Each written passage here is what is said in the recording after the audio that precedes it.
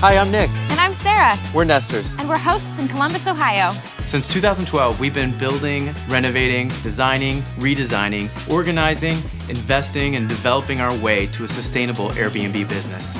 We're sharing our tips with you to help turn your listing into profit. Here's how to make an Airbnb business plan. You want to treat hosting like a small business, which means starting with a simple mission statement. Your mission statement will shape how you operate and the experiences you deliver to your guests.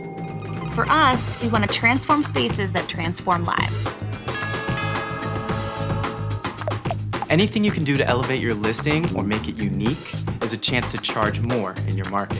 Search real estate sites, explore what other Airbnb hosts, comparable homes, and local hotels have to offer. Do they use dynamic pricing to change their rates on weekends versus weekdays? The initial research will help you make the right decisions. Tally your costs by creating a spreadsheet of expenses, which can be divided into 3 categories. 1, upfront costs, which are the things you'd invest into your space before anyone experienced it. Renovations, decor, furniture, photography. 2, ongoing costs, which includes the items consumable by the guest that you'll need to replenish. Toilet paper, towels, light bulbs, cleaning supplies, etc.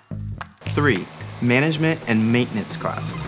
Think cleaning fees, management fees, or exterior and lawn upkeep. Add up your numbers and make sure they make sense to you. This is my favorite tip. I always tell people to invite a blunt, honest friend or family member to pack an overnight bag and stay at your listing to get honest feedback.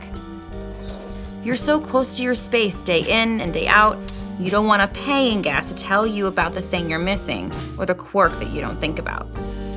Enlisting a friend will help you anticipate guest needs they may forget, whether that's an extra toothbrush, soap, extra pillow. How can you make them feel as welcome as possible? When you're just starting out, it's important that you learn all the ins and outs of the hosting process. Do the cleaning yourself. Do the turnaround so you understand it. Then you can automate the process.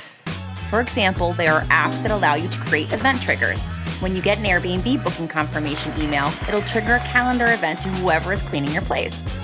There are smart locks, which are really wonderful. Guests can check in on their own, and they'll automatically be sent a code that lasts until the end of their stay.